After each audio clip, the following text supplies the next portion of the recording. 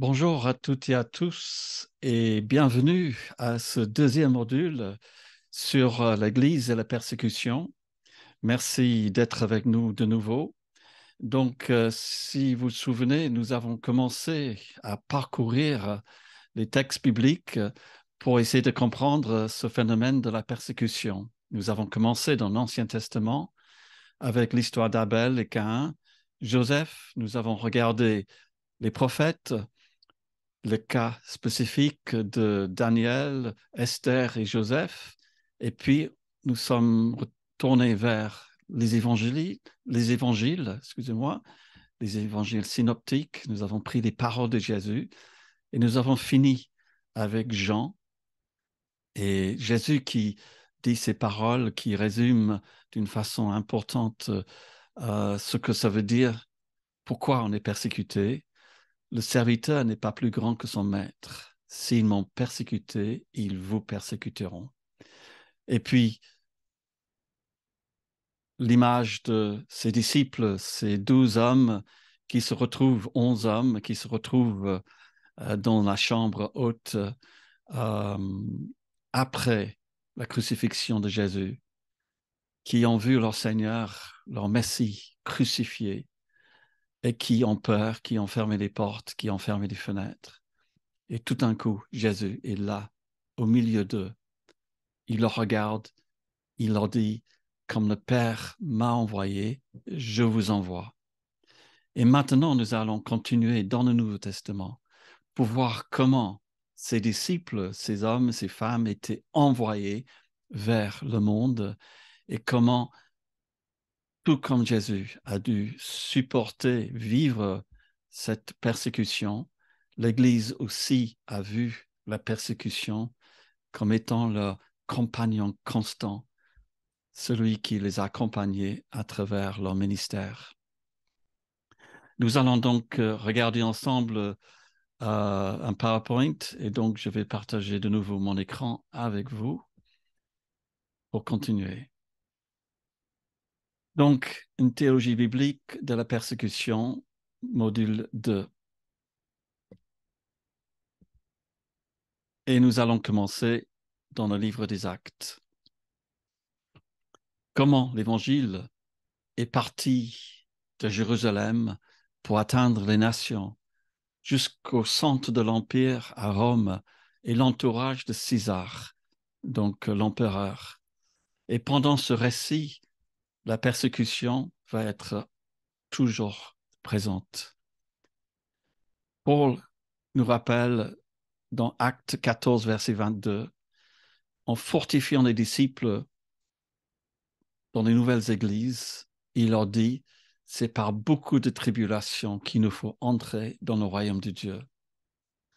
Et Luc, dans Actes, nous révèle non seulement l'extraordinaire extension de l'Église qui va jusqu'au centre de l'Empire romain, mais aussi la réalité de cette persécution qui va accompagner l'Église. Cela commence dès le début. Pierre et Jean, dans Acte 4, la guérison de l'homme dans le parvis du temple, ces deux disciples sont arrêtés par les autorités religieuses et ils paraissent devant le même Sanhédrin qui a condamné Jésus. Les chrétiens, nous lisons, prennent courage en citant le psaume 2 de David. Les rois de la terre se sont soulevés et les princes se sont ligués contre leur Seigneur et contre son roi. C'est intéressant, dans ce premier passage, 2 fois, il y a une phrase qui revient. Il faut obéir à Dieu plutôt qu'aux hommes. Ça, c'est vraiment à la base et c'est quelque chose qui est important pour nous aujourd'hui, n'est-ce pas? D'abord, Pierre et Jean. Ensuite, c'est les 11 apôtres dans Acte 5. Vous savez, si on veut arrêter un mouvement qui commence, si on veut restreindre une église, il faut toucher les leaders, les responsables. Et c'est les leaders qui sont au début persécutés. Je me souviens d'avoir entendu parler d'un pasteur vietnamien qui dans son bureau de son église, gardait toujours une valise toute faite en attendant que la police vienne l'arrêter. Et souvent, les premiers à être persécutés, c'est justement les responsables, les pasteurs. Les raisons, la jalousie.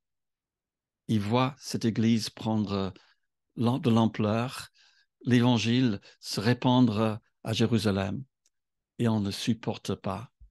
C'est un tribunal religieux, ce sont des autorités religieuses qui persécutent l'Église. Les apôtres sont sauvés par Gamaliel et seulement fouettés. Ensuite, l'histoire du premier martyr, Étienne, un juif helléniste. Est-ce que c'est parce qu'il n'était pas du pays même, mais de l'étranger, qui faisait que Étienne était facile comme cible? On le traînait hors de la ville, acte 7, 58, et ils le lapidèrent. Les témoins déposèrent leurs vêtements aux pieds d'un jeune homme nommé Saul. La raison, de nouveau, la vérité religieuse.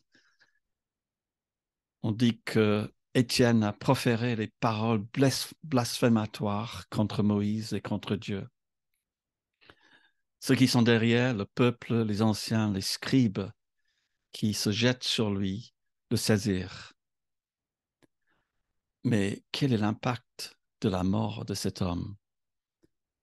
Tertullien parle du sang des martyrs, qui est la semence de l'Église. Et il y a un sociologue, Rodney Stark, qui a fait une étude sur l'expansion de l'Église pendant les premiers siècles et qui a soulevé l'impact des martyrs dans l'extension de l'Église et que l'Évangile soit répandu. Et là, on voit un martyr et combien l'impact de sa vie, surtout dans la vie de Paul, mais sans doute dans la vie d'autres personnes. Après les responsables, après Étienne, c'est maintenant le tour de toute l'Église, acte 8. Il y a eu ce jour-là une grande persécution contre l'Église de Jérusalem. Et tous, excepté les apôtres, se dispersèrent dans les contrées de la Judée et de la Samarie. De nouveau, une question religieuse, un tribunal religieux, et l'outil, c'est l'apôtre Paul et fanatique religieuse. Acte 12, le premier apôtre à mourir, Jacques. Cette fois-ci, ce n'est pas le Sanhédrin ou les autorités religieuses à Jérusalem, mais le pouvoir politique, Hérode, qui le fit mourir par l'épée. Sa raison, asseoir son pouvoir, sa domination sur le peuple, plaire au peuple. On voit un élément politique entrer dans la persécution. Pierre lui-même aussi a été mis en prison, mais libéré grâce à un ange par un miracle. Ensuite, nous connaissons tous l'histoire. Paul qui se convertit sur la route vers Damas. Le livre des Actes, c'est le récit d'un persécuteur repenti qui s'engage pour le Seigneur, pour le service. Et on se souvient de ces paroles adressées à Paul lors de sa conversion. Dieu appelle ce disciple Ananias pour aller parler à Paul. Il lui dit ceci: cet homme est un instrument que j'ai choisi pour porter mon nom devant les nations, devant les rois, devant les fils d'Israël, et je lui montrerai tout ce qui doit souffrir pour mon nom, tout ce qui doit souffrir pour mon nom. Oui, Paul, dès le début de son ministère, apprend que servir le Seigneur, marcher dans ses traces, il y aura un prix à payer pour servir le Seigneur. Il va souffrir pour le nom de Christ. Nous lisons que dès le début, les Juifs étaient résolus de le supprimer. Bon, Paul s'engage pour le Seigneur, il commence ses voyages missionnaires et chaque missionnaire est non seulement un récit d'église, d'implantation d'église, de conversion, mais en même temps, la persécution accompagne le ministère de Paul, accompagne l'agrandissement de l'Église à travers l'Empire romain. D'abord, le premier voyage de Paul à Antioche, de Pisidie. Paul réussit à rassembler toute la ville par son évangélisation. Mais les Juifs voient ça et sont remplis de jalousie. Ils sont poursuivis par les Juifs. Un des outils, c'est les femmes dévotes et les principaux de la ville. La persécution commence déjà à Antioche, en Pisidie. Ensuite, à Iconium, les Juifs continuent à poursuivre Paul. Ils se mettent en mouvement pour outrager Paul et Barnabas et pour les lapider. Bon, ce n'est pas là où Paul sera lapidé, ça sera dans la prochaine ville, à Lystre. À Lystre, d'abord, Paul et Barnabas sont compris comme étant des dieux grecs, Barnabas comme Jupiter et Paul comme Mercure. Mais ensuite, les Juifs provoquent une persécution et ils lapidèrent Paul, le traînèrent hors de la ville, pensant qu'il était mort. C'est intéressant que c'est là où Timothée se convertit. Et bon, la Bible ne dit pas, mais parfois je me demande si ce n'est pas le témoignage de la mort de Paul qui a touché Timothée pour qu'il se convertisse, tout comme Paul a été converti par la lapidation d'Étienne. Et est-ce que c'est pour ça que Paul a ce jeune homme dans son cœur, parce qu'il se dit, quelque part, c'est un deuxième Paul. Comme moi, j'étais converti par le martyr d'Étienne, Timothée peut-être était converti par le martyr de Paul, on ne sait pas. C'est juste une idée que j'ai, mais ce qui est certain, c'est que Timothée vient au Seigneur dans cette ville. Paul donc continue son ministère, mais il dit ces paroles si importantes. C'est par beaucoup de tribulations qu'il nous faut entrer dans le royaume de Dieu. C'était ça le témoignage de cette première église. Ensuite, le deuxième voyage missionnaire de Paul, cette fois-ci maintenant sur le continent européen. Philippe, Thessalonique, Bérée, Corinthe. Maintenant, on commence à voir que la persécution ne vient pas que des Juifs, mais il y a un élément social, il y a un élément qui vient de l'Empire romain. C'est aussi des raisons païennes. D'ailleurs, Luc fait attention de ne pas trop dire que ce soit des Romains, parce que quand il rédige le livre des Actes, peut-être à Rome, pendant le premier emprisonnement de Paul à Rome, il a intérêt à ne pas trop dire que c'est les Romains qui sont derrière la persécution, parce que Paul doit se défendre contre les autorités, contre l'entourage de César. À Philippe, la première persécution vient parce que Paul chasse le démon d'une jeune femme qui est utilisée pour gagner de l'argent. Et les marchands, les autorités civiles sont derrière cette persécution. Ils voient disparaître leur espoir de gain. Le christianisme dérange la société. Paul a choqué les gens par ce qu'il a fait. On soulève la foule et Paul et Silas sont mis en prison. Mais nous savons qu'il y a un tremblement de terre et ils sont libérés. Ensuite, ils voyagent à Thessalonique. De nouveau, la population est soulevée par les Juifs contre Paul et Silas. On leur accuse d'agir contre les édits de César. De nouveau, ce n'est pas seulement le judaïsme, mais on utilise maintenant l'Empire romain. Et on prépare ce qui va se passer pendant les centaines d'années qui suivent, où l'Église va maintenant confronter non seulement les Juifs, mais surtout les édits de Rome. Ils seront vus comme étant des gens qui sont contre l'adoration de César comme un dieu. Ensuite, Bérée, la ville de Bérée, encore, on soulève les foules et Paul doit se fuir ensuite à Corinthe. Et c'est à Corinthe donc que on veut embaucher le proconsul Galion pour euh, faire juger Paul. Et Galion dit non, c'est une affaire de juifs, ça n'a rien à voir avec l'Empire romain. Et donc, Paul est épargné à ce moment-là.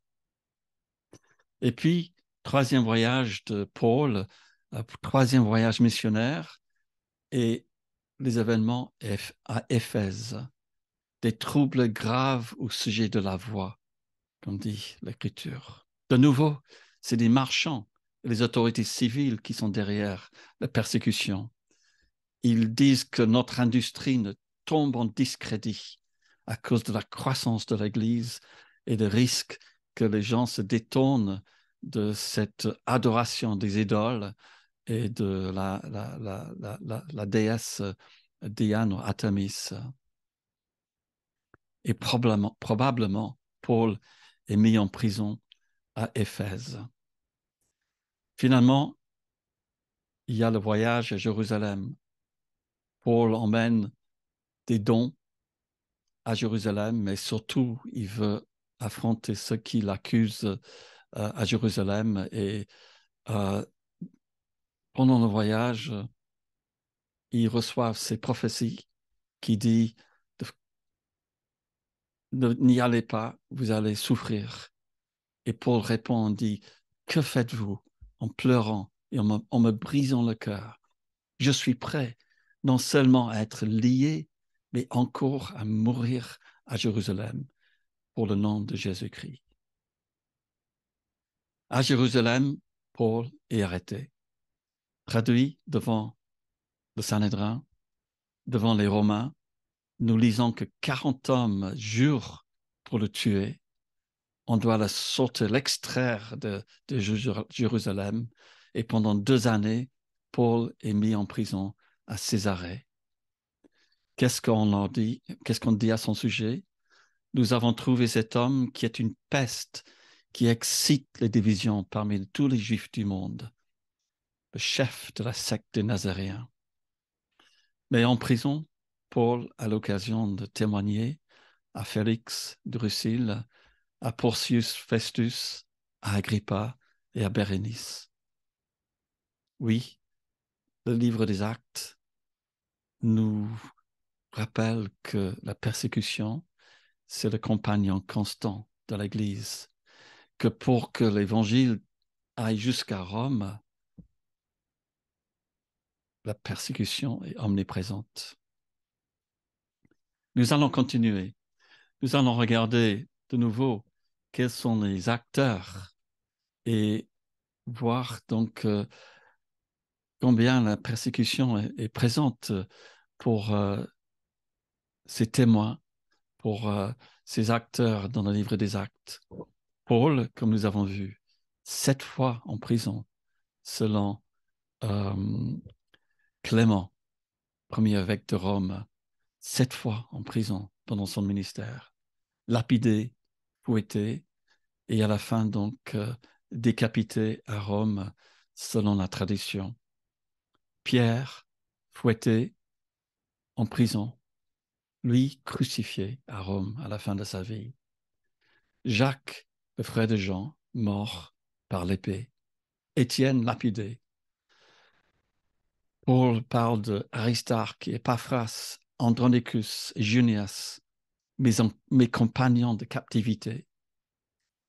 Les amis de Paul, ses commissionnaires, Silas et Barnabas, qui subissent la même persécution que Paul. Et finalement, Jean, en exil sur l'île de Patmos. Alors, les lettres, les épîtres du Nouveau Testament sont écrites soit à des églises persécutées ou bien par quelqu'un persécuté, Paul en prison. Et on va commencer par regarder les lettres écrites à des églises en persécuté. Et la toute première lettre, c'est 1 et 2 Thessaloniciens. Nous avons vu une église qui est née, qui commence dans une ambiance de persécution. Une église qui, en fait, ne connaît que la persécution. Aujourd'hui, si vous devenez chrétien dans un pays comme la Corée du Nord ou l'Afghanistan, vous ne connaissez que la persécution dès votre nouvelle naissance. La persécution vient avec la conversion. Et c'était pareil pour cette église à Thessalonique.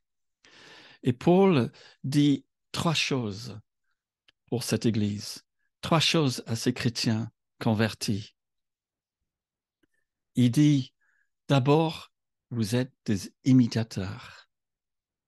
Et vous-même, vous avez été mes imitateurs et ceux du Seigneur, en recevant la parole au milieu de beaucoup de tribulations, avec la joie du Saint-Esprit.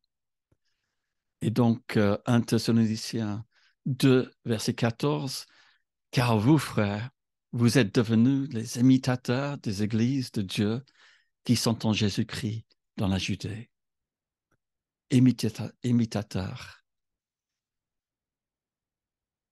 de moi, du Seigneur Jésus, des églises de la Judée et des prophètes. Ce sont les Juifs qui ont fait mourir le Seigneur Jésus et les prophètes qui nous ont persécutés, dit Paul. Vous savez, c'est très important dans la persécution de savoir qu'on n'est pas seul. On n'est pas les seuls qui subissent une telle opposition, que ça fait partie de l'héritage de l'Église, comme nous allons voir dans le prochain module. Et que pour ces chrétiens à Thessalonique, c'était important de savoir que s'ils étaient persécutés, ce n'était pas juste eux, mais il y avait Paul avant eux, et puis le Seigneur Jésus. Et en même temps, les églises de la Judée et les prophètes de l'Ancien Testament. Vous savez, à Portes Ouvertes, chaque année, on organise une conférence à Paris et on invite des chrétiens qui viennent de partout dans le monde, les églises persécutées, 7 ou 8 orateurs. Et je remarque que ces orateurs, ces chrétiens venant des églises persécutées, sont encouragés, très encouragés. D'abord par la présence des chrétiens français qui sont là pour entendre ce qu'ils disent et suivre leur témoignage, mais surtout par le témoignage des autres chrétiens persécutés. Ils se rendent compte qu'ils ne sont pas seuls. Il y en a d'autres qui sont avec eux. Que ce qu'ils vivent et ce que vivent les autres, c'est la même chose. Et parfois qu'il y a un frère ou une sœur qui vit encore plus de persécution que eux. Ils savent qu'ils sont imitateurs du Seigneur et de l'Église partout dans le monde. Paul dit même dans cet épître que la persécution est notre destin. Chapitre 3, versets 3 et 4. Afin que personne ne fût ébranlé au milieu des tribulations présentes, car vous savez vous-même que nous sommes destinés à cela. Nous vous annoncions d'avance que nous serions exposés à des tribulations. Nous sommes destinés à cela. Peut-être difficile pour nous de comprendre dans nos pays où il n'y a pas encore la persécution, que la persécution fait partie du destin de l'Église. Et de nouveau, dans le prochain module où on regarde l'histoire de l'Église, on va voir combien la persécution a été le destin de l'Église à travers toute l'histoire. Donc d'abord, vous êtes imitateurs. Et ensuite, Paul dit, vous êtes aussi un modèle. Chapitre 1, verset 7. Vous êtes devenus un modèle pour tous les croyants de la Macédoine et de l'Achaïe. Chapitre 3, verset 7. En conséquence, frères, au milieu de toutes nos calamités, et de nos tribulations, nous avons été consolés à votre sujet à cause de votre foi. Oui, l'Église persécutée est un modèle. Ce n'est pas une Église parfaite. Ce sont des gens qui ont des problèmes, qui ont parfois un manque d'enseignement, qui ont besoin d'aide, de soutien, de prière. Mais ils sont un modèle pour nous, un modèle de foi, comme dit Paul, un modèle de persévérance, un modèle de courage. Ils nous inspirent, nous, à continuer dans notre foi. Et nous avons besoin d'eux. Et puis, dans 1 et 2 Thessaloniciens, Paul parle du retour de Christ. C'était un sujet très important pour ces chrétiens persécutés. Et ce l'est toujours pour l'Église persécutée.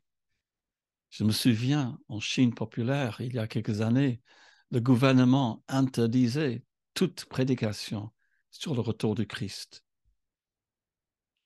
Mais quand on est persécuté, on attend avec impatience le retour du Seigneur. Et c'était le cas de ces chrétiens à Thessalonique. Voilà ce que Paul dit. Nous serons tous enlevés avec ceux qui sont morts sur les nuées, à la rencontre du Seigneur dans les airs. Et ainsi, nous serons toujours avec le Seigneur. Consolez-vous donc les uns les autres par ces paroles. Oui, le retour du Seigneur, c'est le message d'une fin à nos troubles, nos persécutions sur la terre et l'avenir avec notre Seigneur. Dans 2 Thessaloniciens, chapitre 1, verset 4, Paul aussi relève le fait que si on attend le retour du Seigneur, c'est parce que nous savons qu'il y aura un juste jugement, comme nous allons voir dans l'Apocalypse tout à l'heure. C'est la justice de Dieu de rendre l'affliction à ceux qui vous affligent, dit Paul, et de vous donner, à vous qui êtes affligés, du repos avec nous lorsque le Seigneur Jésus apparaîtra du ciel avec les anges de sa puissance. Thessalonique.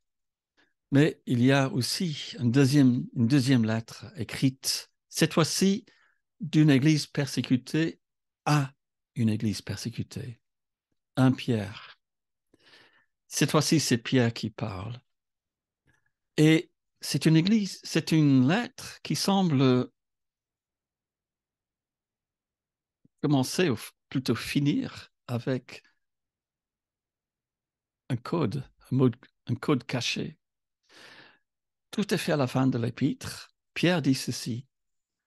L'église des élus qui est à Babylone vous salue. À Babylone, nous savons que Pierre, sans doute, était à Rome, jamais à Babylone. Vous savez, à portes ouvertes, dans certains emails ou sur des écrits, pour ne pas mettre en danger certaines personnes sur le terrain, on utilise des mots de code, des noms de code. On utilise des noms pour cacher la vraie destination ou le pays dont nous voulons parler. Est-ce que Pierre, quand il disait à les églises des élus à Babylone, voulait protéger ceux chez qui il était? Bon, ça c'est juste une idée. Mais Pierre commence son épître avec 3 mots dans le grec, dans le tout premier verset. Eklektois par epidémois diasporas. Eklektois, vous êtes des élus. Vous êtes ceux qui sont choisis par Dieu pour faire partie de son royaume. Par epidémois, vous êtes des étrangers. Et diasporas, vous êtes dispersés. D'abord, Paul dit, vous êtes un peuple élu pour être mis à part. Chapitre 2, verset 9. Vous, au contraire, vous êtes une race élue, un sacerdoce royal, une nation sainte. Normalement, dans ce monde, on est élu pour être une élite. Mais dans le royaume de Dieu, on est élu pour devenir des étrangers. Et c'est le deuxième mot que Paul utilise. Il y a une lettre écrite en l'an 200, un certain Diogmède, qui était procurateur d'Égypte, qui parle des chrétiens à l'époque. Voilà ce qu'il dit. Ces chrétiens, ils résident chacun dans sa patrie, mais comme des étrangers domiciliés. Ils participent tout comme des citoyens, à tout comme des citoyens, et se soumettent à tout comme des étrangers. Toute la terre étrangère est leur patrie, et leur patrie leur est une terre étrangère. Nous sommes élus pour devenir des étrangers chez nous. Peut-être vous avez ce sentiment de plus en plus que le monde dans lequel nous vivons, notre continent, notre monde occidental, devient de plus en plus étranger à nous. Nous sommes de plus en plus des étrangers chez nous. Cette lettre de Pierre est écrite en forme de chiasme, c'est-à-dire Pierre commence et finit avec deux passages et il met l'accent sur le fait que nous sommes éprouvés. Vous vous souvenez que j'avais dit pendant le premier module que Pierre choisit le mot pérismos ou tentation pour parler de la persécution. Pourquoi? Sans doute parce qu'il se souvient de Jésus dans le jardin de Gethsémane qui priait pour ses disciples, qui disait « Veillez et priez parce que vous allez entrer dans l'heure de la tentation, de l'épreuve. » Et Pierre lui-même, quand il est dans la maison du grand prêtre, vit l'épreuve de la persécution et échoue. Il renie son Seigneur. Oui, la persécution n'est pas seulement une chose difficile à supporter, où il faut persévérer, mais c'est une épreuve qui purifie l'Église parce que si vous n'êtes pas ferme dans votre foi, vous allez tomber. Je me souviens d'un pasteur russe qui m'a accompagné souvent pendant ses premières années à Portes Ouvertes, qui m'a dit « Michel, quand la persécution est venue en Union soviétique, on a découvert qu'il y avait trois sortes de chrétiens. Ceux qui sont restés, ceux qui ont renié leur foi, échoué sous l'épreuve, n'ont pas résisté à la tentation, ceux qui se sont pliés et finalement ceux qui étaient persécutés. » Pierre parle ici de la persécution comme étant une fournaise où notre foi est éprouvée comme de l'or périssable qui est éprouvé par le feu pour que ça devienne plus pur. Une fournaise au milieu de vous, dit Pierre. Et puis, Pierre nous tourne vers deux perspectives, deux visions, deux domaines. Et d'abord, il a dit, nous sommes là pour construire le royaume de Dieu. Une première perspective pour un chrétien dans le monde, c'est que nous sommes appelés à construire, à bâtir le royaume de Dieu. Nous construisons le véritable royaume. Pas le royaume de ce monde, mais le royaume de Dieu.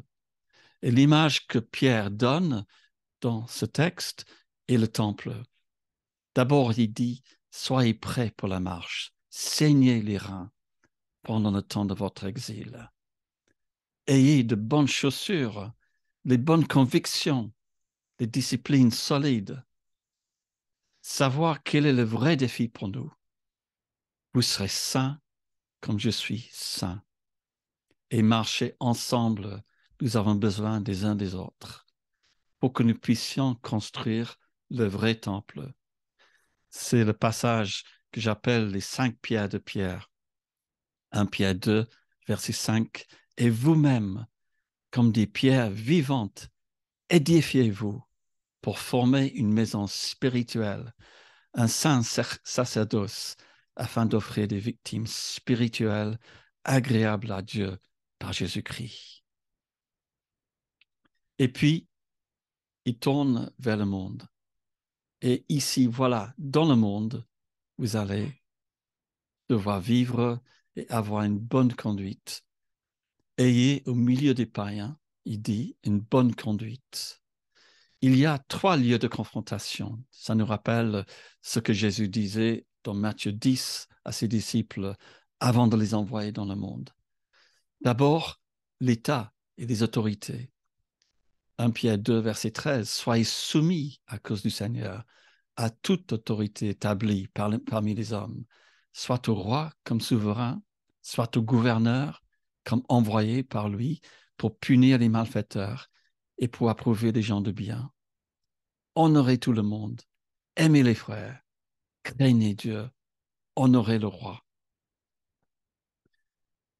Oui, nous devons vivre notre foi dans un monde sous les autorités et nous devons respecter les autorités autant que possible. Honorez tout le monde, honorez le roi, mais surtout aimez Dieu et craignez Dieu. Ça rappelle, n'est-ce pas, les disciples, la toute première arrestation des apôtres qui disaient il faut obéir à Dieu plutôt qu'aux hommes, mais il faut respecter les autorités. Ensuite, dit Pierre, deuxième lieu de confrontation, de défi, c'est le monde du travail. Il parle des serviteurs. Soyez soumis en toute crainte à vos maîtres, non seulement à ceux qui sont bons et doux, mais aussi à ceux qui ont un caractère difficile. Supportez la souffrance lorsque vous faites ce qui est bien. C'est une grâce devant Dieu. Oui, un deuxième lieu de confrontation, c'est dans la société, le travail,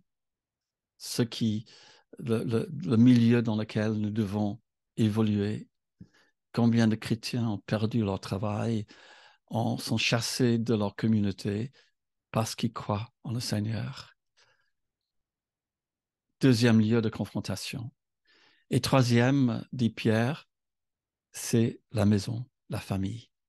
Et Pierre commence en parlant des femmes, en disant, femmes, soyez de même soumises à vos maris, afin que si quelques-uns n'obéissent point à la parole, ils soient gagnés par sans parole, par la conduite de leur femme. Oui, la maison, c'est le premier lieu de confrontation pour un nouveau converti. Quand un membre d'un couple se convertit, il faut aimer l'autre pour gagner, non seulement par les paroles, mais par nos vies. Je me souviens d'un témoignage d'un Afghan qui devient chrétien et à côté sa femme qui se convertit et chacun attend 6 mois avant d'oser dire à l'autre qu'il est devenu chrétien, tellement que c'est un danger d'avouer à son conjoint qu'il s'est converti. Mais la persécution nous permet, dit Pierre, de témoigner. 1 Pierre 3, verset 15. Sanctifiez dans vos cœurs Christ le Seigneur, étant toujours prêt à vous défendre avec douceur et respect devant quiconque vous demande raison de l'espérance qui est en vous. Nous passons une troisième épître ou une troisième lettre. Cette fois-ci, c'est plutôt un sermon, peut-être pas une lettre, écrite à des chrétiens d'origine juive, donc des Hébreux. Et beaucoup pensent que cette communauté se trouve à Rome. Et ça se comprendrait parce que c'est écrit à une église qui a vécu la persécution dans le passé. Et nous savons que dans les années 49, l'église à Rome a vécu une persécution. Selon l'historien Suétone, l'historien romain, La communauté juive et chrétienne à Rome était chassée de la ville à cause une dispute, des émeutes, à cause d'un certain Christus, qu'on croit peut-être, ça voulait dire le Christ. Et donc, à cause des problèmes entre la communauté juive et la communauté chrétienne, les chrétiens et les juifs étaient chassés de Rome. Ils ont tout perdu, chassés de leur maison. Et parmi ces gens, il y avait Priscille et Aquilas, les amis de Paul. Le mot-clé en ce qui concerne la persécution dans Hébreu, c'est le mot souvenir. Souvenez-vous. D'abord, souvenez-vous de vous rassembler. N'abandonnons pas notre assemblée, chapitre 10, verset 25, comme c'est la coutume de quelques-uns, mais exhortons-nous réciproquement, et cela autant plus que vous voyez s'approcher le jour. Vous savez, dans la persécution, se retrouver ensemble, c'est dangereux. Une église, c'est un lieu dangereux où il y a des attentats. Mais quand vient la persécution, il faut garder, continuer à se retrouver, continuer dans la présence du Seigneur. Et donc, première chose, nous souvenir de nous retrouver. Ensuite, nous souvenir de notre passé, du fait qu'on était persécuté et on était fidèle dans le passé pour rester fidèle aujourd'hui.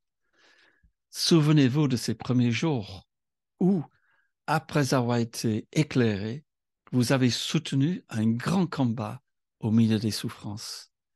D'une part, exposé comme un spectacle aux opprobres et aux tribulations, et de l'autre, vous associant à ce dont la position était la même.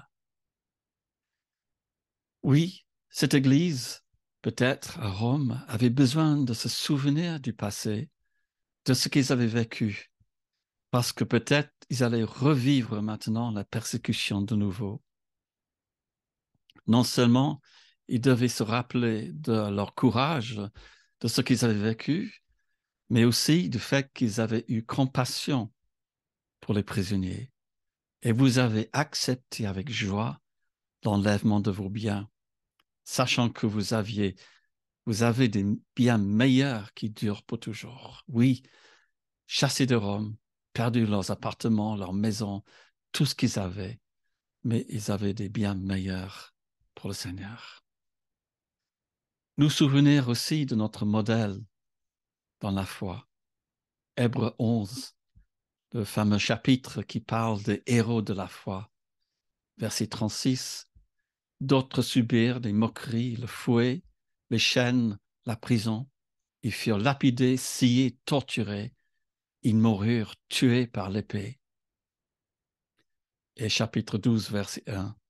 Nous sommes donc environnés d'une si grande nuée de témoins. De nouveau, l'importance de savoir que nous sommes imitateurs, que nous sommes entourés par une nuée de témoins dans la persécution.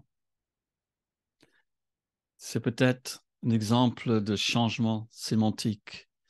Ce mot témoin, au lieu, commence à prendre le sens de martyr. Oui, que le martyr est un témoin et le témoin est un martyr. Nous souvenir aussi de l'exemple de Jésus. Chapitre 12, verset 3. Considérez en effet celui qui a supporté contre sa personne une telle opposition de la part des pécheurs, afin que vous ne lassiez point l'âme découragée, car vous n'avez pas encore résisté jusqu'au sang en luttant contre le péché. Et enfin, nous souvenir des autres qui souffrent. Souvenez-vous des prisonniers, comme si vous étiez aussi prisonniers, de ceux qui sont maltraités, comme étant aussi vous-même dans un corps. Oui, nous avons toujours besoin de nous souvenir des autres qui sont persécutés, et surtout nous qui ne sommes pas encore dans la persécution, de nous souvenir de l'Église persécutée autour de nous. Donc, 3 lettres écrites directement vers des chrétiens qui sont dans la persécution, qui ont été dans la persécution, mais il y a aussi des lettres de captivité dans le Nouveau Testament, des lettres écrites par ceux qui étaient en prison. Et la première, donc, on parle de Paul. Paul qui écrit 4 lettres, 5 lettres depuis les prisons de l'Empire romain. Philippiens, Colossiens, Éphésiens et Philémon. Philippiens, on croit peut-être que Paul était à ce moment-là en prison à Éphèse, là où il dit qu'il a combattu contre les bêtes à Éphèse. En prison, il voit que c'est un moteur pour le témoignage. C'est la persécution de semences. Je veux que vous sachiez, frères, ce qui m'est arrivé a plutôt contribué au progrès de l'Évangile. En effet, dans tout le prétoire et partout ailleurs, nul n'ignore que c'est pour Christ que je suis dans les liens. Oui, la prison est un lieu de témoignage. Je sais que dans certains pays, comme en Asie centrale, c'est dans les prisons que l'Évangile s'est répandu le plus vite. Paul dit que la persécution n'est pas seulement une souffrance, mais c'est une grâce. Il est juste que je pense ainsi de vous tous, parce que je vous porte dans mon cœur, dit Paul à ces chrétiens, à Philippe, soit dans mes liens, soit dans la défense et la confirmation de l'Évangile, vous qui tous participez à la même grâce que moi. Et plus tard, il parle de la grâce par rapport à Christ, non seulement de croire en lui, mais encore de souffrir pour lui. Vous savez, Philippiens, c'est l'évangile de la joie. Plus de 9 fois, Paul dit de se réjouir dans le Seigneur. Mais en même temps, c'est la souffrance. C'est intéressant que cet aspect de la joie est toujours présent pour l'Église persécutée. Combien de gens disent, non seulement c'est une souffrance, mais c'est un privilège, une joie de souffrir pour le nom de Christ. Ensuite, Éphésiens. 3 fois dans l'épître aux Éphésiens, Paul dit qu'il est prisonnier, mais il finit sa lettre en rappelant que nous sommes dans une bataille spirituelle, un combat spirituel. Il met l'accent sur la prière, car nous n'avons pas à lutter contre la chair et le sang, mais contre les dominations, contre les dominations, contre les autorités, contre les princes de ce monde de ténèbres, contre les esprits méchants des lieux célestes. Oui, la persécution vient des hommes, mais il y a un combat spirituel à mener, et ce combat sera mené par la prière. Nous devons prier, prier pour nous-mêmes, prier pour le monde, prier pour l'Église persécutée. Et la troisième lettre, c'est Colossiens. Et Colossiens contient un verset qui m'a vraiment frappé un jour. Paul dit ceci: « Je me réjouis maintenant dans mes souffrances pour vous, et ce qui manque aux souffrances de Christ, je l'achève en ma chair, pour son corps qui est son Église. Ce qui manque aux souffrances de Christ, je l'achève en ma chair. » Est-ce que quelque chose a manqué dans ce que Jésus a souffert pour nous sur la croix? Bien sûr que non. Mais ce qui veut dire, c'est qu'il y a un deuxième prix à payer. C'est le prix pour proclamer l'Évangile, pour gagner le monde pour Christ. Et tout comme Jésus a souffert sur la croix pour nous, il y a un prix que l'Église doit payer pour que l'Évangile soit proclamé. Dans Colossiens chapitre 4, verset 18, le tout dernier verset de l'épître, Paul dit ceci, écrit de sa propre main. Je vous salue, moi, Paul, de ma propre main. Souvenez-vous de mes liens. Que la grâce soit avec vous. Souvenez-vous de mes liens. Souvenons-nous de ceux qui sont en prison aujourd'hui. Souvenons-nous du prix qu'il faut payer pour l'Évangile, pour la proclamation de l'Évangile. Et ça nous emmène à la dernière lettre que Paul a écrite. À la fin de sa vie, maintenant, il est en prison. Il attend vraiment. Il sait que la course est finie, qu'il atteint le but, qu'il atteint le dernier stade de sa vie. Et maintenant, il écrit à ce jeune disciple, Timothée, celui peut-être qui était témoin de sa persécution à Lystre, qui est devenu son fils dans la foi. Et Paul écrit à Timothée en disant, la souffrance, la persécution fait partie du prix de notre service pour Dieu. Le prix du discipulat, la formation pour nous, pour être leader. D'abord, il dit, la persécution, c'est la conséquence de notre appel au service. N'aie pas honte du témoignage à rendre à notre Seigneur, ni de moi son prisonnier, mais souffre avec moi pour l'Évangile.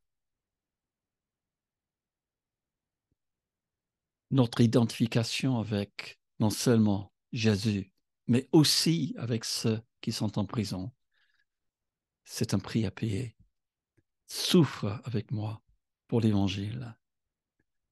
Pour certains, dans des pays fermés, simplement s'identifier avec quelqu'un en prison pour sa foi, ça peut attirer la persécution vers soi-même, comme les amis de Paul à cette époque-là. C'est la conséquence de notre solidarité avec ceux qui sont persécutés. Onésiphore, que le Seigneur répande sa miséricorde sur la maison d'Onésiphore, car il m'a souvent consolé. Il n'a pas eu honte de mes chaînes. Au contraire, lorsqu'il est venu à Rome, il m'a cherché avec beaucoup d'empressement. Il m'a trouvé. Ça me fait penser à notre ami Ebed-Melech qui a trouvé Jérémie dans la citerne, qui a aidé pour sortir Jérémie de la citerne. Onésiphore est allé chercher Paul dans les prisons de Rome pour l'aider. La persécution de Paul à Timothée est la conséquence parce qu'on est un soldat pour Jésus-Christ et un soldat doit être prêt à souffrir dans son combat. Souffre avec moi comme un bon soldat de Jésus-Christ. Il n'est pas de soldat qui s'embrasse des affaires de la vie s'il veut plaire à celui qui l'a enrôlé. C'est pour ça que je souffre, il dit, lié comme un malfaiteur. Mais la parole de Dieu n'est pas liée. Oui, si la persécution est là, c'est parce que nous sommes tous appelés à être des soldats de Jésus-Christ. Et enfin, Paul dit, la persécution, c'est la conséquence d'une vie pieuse. Timothée, toi, tu as suivi, tu m'as suivi dans mes persécutions, dans mes souffrances. À quelle souffrance n'ai-je pas été exposé à Antioche, à Icône, à Lystre, la ville d'où tu viens? Quelle persécution n'ai-je pas supportée? Et le Seigneur m'a délivré de toutes. Et puis Paul finit à la fin de sa vie avec cette phrase, tous ceux qui veulent vivre pieusement en Jésus-Christ seront persécutés. Oui, la vie chrétienne, c'est un combat. Peut-être que nous ne sommes pas encore persécutés, mais il y a un prix à payer pour rester fidèle à notre Seigneur Jésus-Christ. L'Église persécutée illustre pour nous ce combat pour que nous puissions nous-mêmes persévérer avec le Seigneur. Et nous arrivons maintenant à la fin, le dernier livre de la Bible, Apocalypse. Maintenant, nous ne sommes plus sous le règne de Néron, mais à la fin du siècle, c'est Domitien qui est l'empereur de l'Empire romain. Et maintenant, l'empereur romain doit être adoré comme un Dieu vivant. Dominus et Deus, qu'on dit pour l'empereur. Et le conflit pour l'Église va commencer. Comment adorer César si on ne doit que adorer notre Seigneur Jésus-Christ? Et la préparation pour la persécution qui va venir dans les siècles à venir, c'est déjà là. Apocalypse commence, c'est Jean à Patmos, commence avec un verset très riche, chapitre 1, verset 9. Moi, Jean, votre frère, qui est part avec vous à la tribulation, au royaume et à la persévérance en Jésus. J'étais dans l'île appelée Patmos à cause de la parole de Dieu et du témoignage de Jésus. Cette petite phrase, parole de Dieu et témoignage de Jésus, revient 4 fois dans le livre Apocalypse. De côté, la parole de Dieu, le message de Christ, la Bible, le Logos. Nous sommes persécutés pour le message, sur Christ, sur Dieu, et le témoignage de Christ par nos vies, pour nos vies, notre justice, le nom de Christ et la justice. Et ces 3 mots, tribulation, royaume de persévérance, qui sont toujours utilisés dans le contexte de la persécution.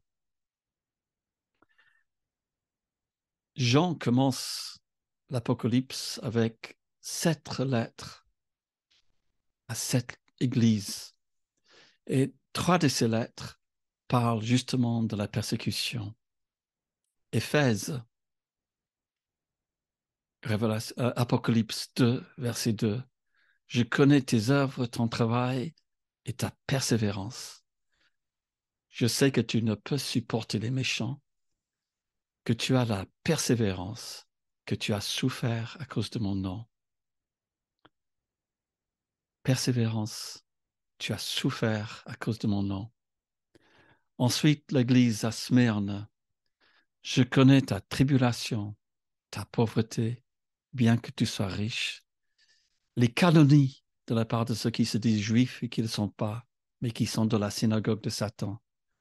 Ne crains pas, car ce que tu vas souffrir, le diable jettera quelques-uns de vous en prison, afin que vous soyez éprouvés et vous aurez une tribulation de 10 jours. Ces mots reviennent sans arrêt dans le contexte de la persécution. Sois fidèle jusqu'à la mort, je te donnerai la couronne de la vie. Et enfin, dans la ville de Pergame, c'est ici apparemment où on a construit le premier temple pour l'adoration de César. Et on parle d'un certain Antipas qui a été mis à mort chez vous, là où Satan a sa demeure. C'est intéressant, je juste recommande un film que vous pouvez, un documentaire que vous pouvez acheter et voir par distribution Sage. Ça s'appelle Épreuve du feu, les 7 églises de l'Apocalypse. Et donc, la persécution de ces 3 églises dans l'Apocalypse. Alors, le livre d'Apocalypse, c'est très plein. Il y a différentes façons d'interpréter, de comprendre ce livre, mais la persécution est omniprésente et toujours là.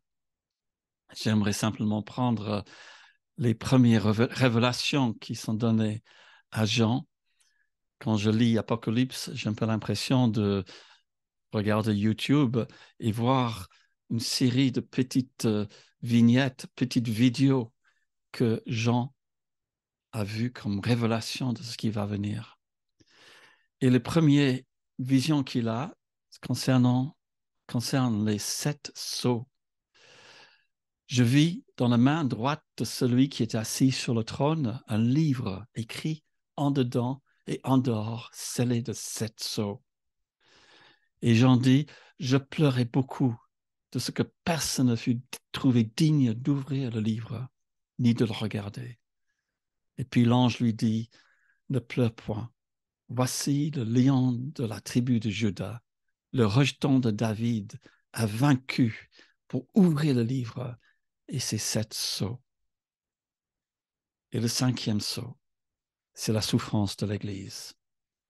Quand il ouvrit le 5e sceau, je vis sous l'autel les âmes de ceux qui avaient été immolés à cause, voilà la phrase qui revient, la parole de Dieu et le témoignage de ce qu'ils avaient rendu.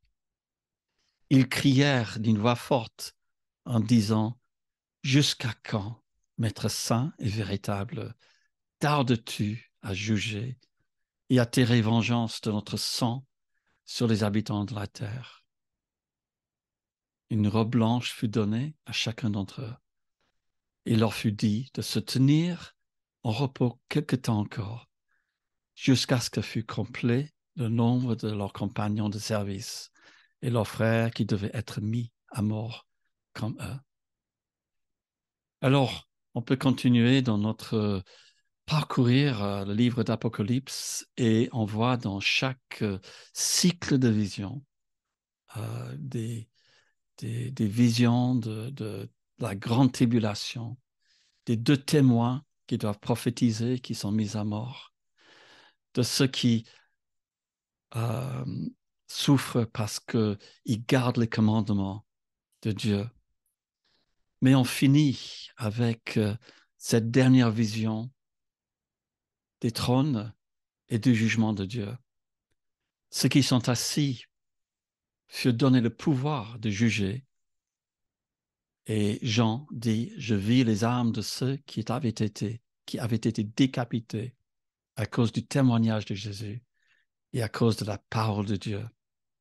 Ceux qui n'avaient pas adoré la bête ni son image et qui n'avaient pas reçu la marque sur leur front et sur leurs mains. Ils revinrent à la vie, ils régnèrent avec Christ pendant 1000 ans.